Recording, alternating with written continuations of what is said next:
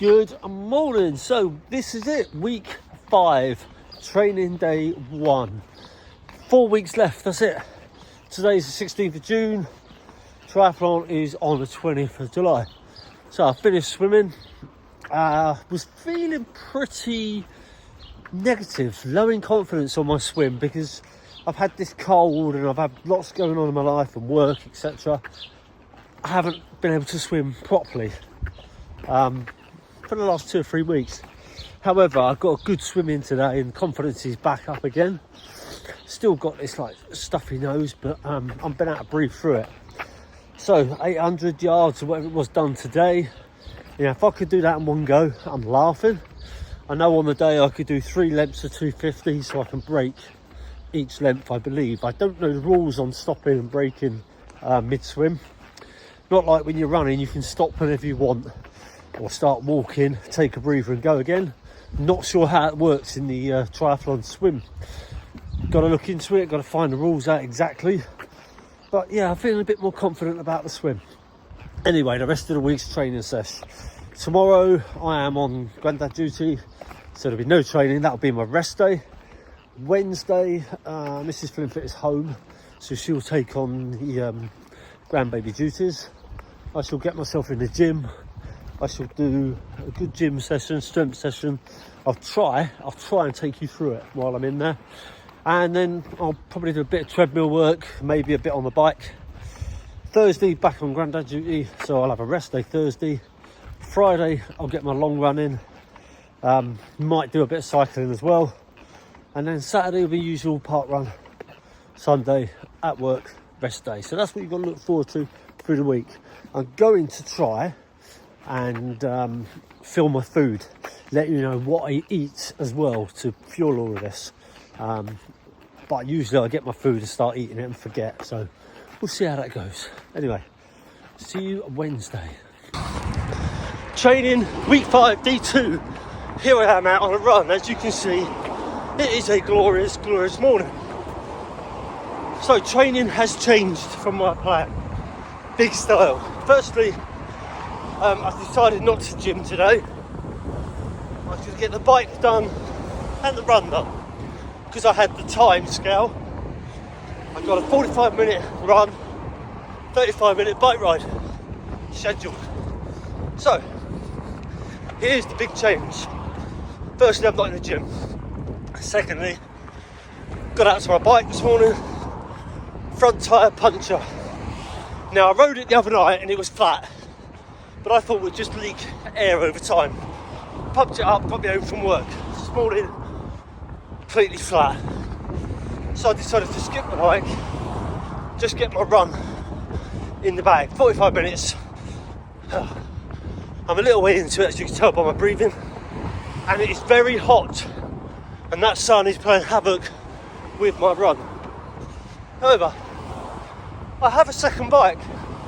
Funny enough, I've got a mountain bike in the garage, but no part of me, in that split second of realising I've got a puncture, thought, why don't I take that? It's harder work, so it'll be better for my legs. My brain just went to, how can I get this bike sorted? I'll get my run done, I'll get a tube and I'll fix it. So what I might do is use my training tonight and take the bike to work. So I take my mountain bike, it's got lights on it as well, whereas my road bike hasn't, and I work in the evening. So I'll get my run finished, I'll have coffee, and then I'll do the bike tonight. Right, the sweat is pouring off me. I don't normally sweat that badly, but it's heat. I mean, if you find the sun in my calendar, look at that. Absolutely beaming. So this will set me up for July. If it's hot on the day, I'll be prepared for running in the heat. If you're running bad weather or good weather for running all the time, and the weather changes on the day, there's no way you can cope with it. So it's good to run in all weathers. On that note, I'm going to go early with my tip of the week.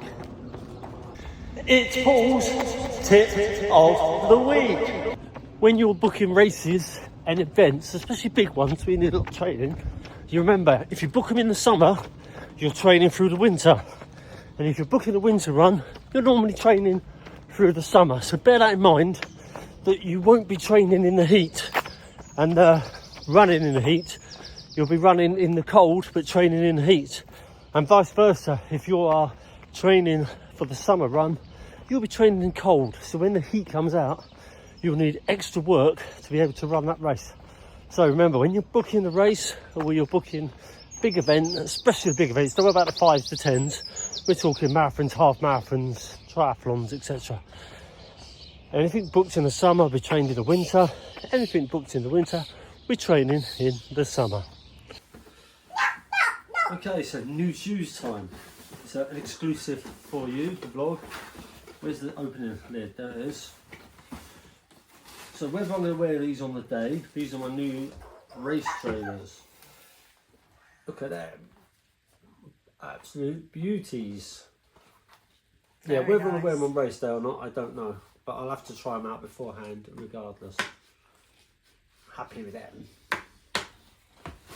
They're really nice. Yeah. Colours lush as well, aren't they? Yeah. My gym session. Overhead press. Working the upper shoulders and upper chest.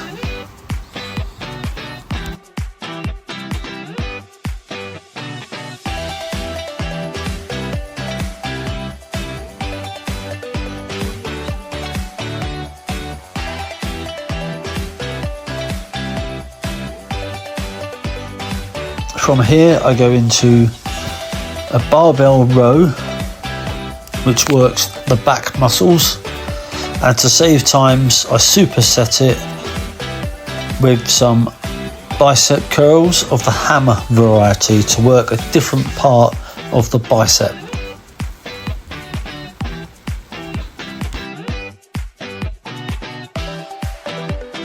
So as you notice, instead of curling the arm direct up, I'm going slightly across with my hands turned to hit the upper head of the bicep.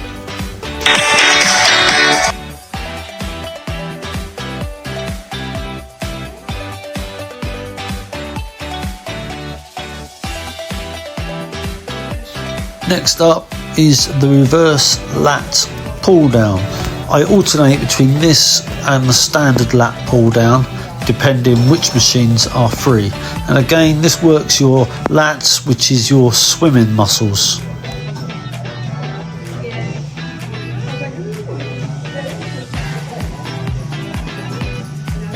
Then we're on to the chest press. It's an isolated press, so each arm moves separately. This works the front delts and the upper chest.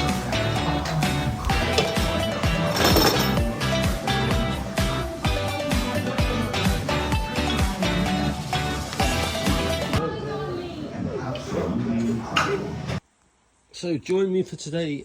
It's a 45-minute ride. Here's my bike kept in the garage, and here is a very flat tyre. So leaving the road bike at home, I give my legs a proper workout on the old muddy fox.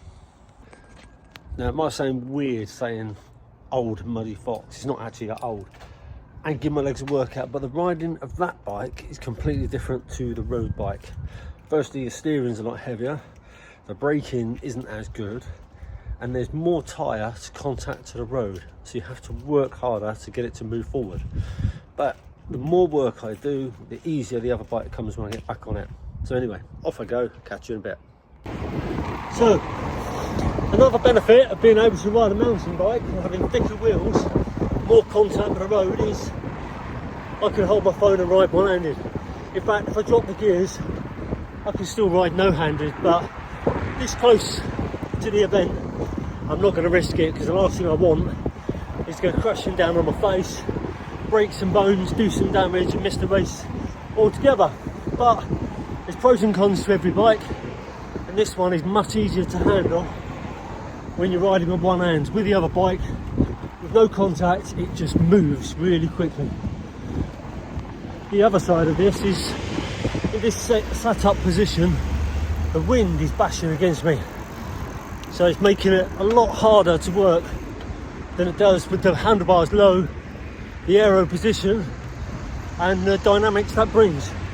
Anyway, all right, matey, you silly old. So, job done. I've got to try and get this undone quick in transition. I can never undo it. So I'm back. 45-minute ride. It only equated to 35-minute riding time. Obviously stopping at traffic lights, stopping on the road, stopping to cross, all that sort of stuff. Obviously takes up more time than you expect. But job done, my legs are done. I'm not going to run today. I went out and it was baking hot, sunny. It's now starting to rain, but the heat is horrendous. It's really choking. So I'm not going to run today. Park run tomorrow, and that'll be the end of yet another week. Hello. So an impromptu training session thrown in on Friday. It's a beautiful sunny day, as you can see. It is gorgeous. So I decided rather than sitting around the house doing nothing, jumped in the car and I drove up to Clevedon, where I'm going to be doing a triathlon, and jumped in the water and did myself an outdoor swim. No wetsuit, just my normal jammers and my sunglasses, swimming goggles. There's supposed to be 3 lengths. I've done 2 and then I did halfway and back, so I covered the distance. And I've got to say, jumping from a swimming pool to the outdoor is so different. It's dark, it's dingy, it's slimy and seaweedy and very, very salty. But I'm glad I've done it. It makes me feel more confident. Every time I jump in there, I feel more confident in what I'm going to be facing. So that's the idea of it. So good session done. I'm now just wandering back to the car. The sun is absolutely beaming. I'm going to stop off and get a drink somewhere, and then boot camp tonight.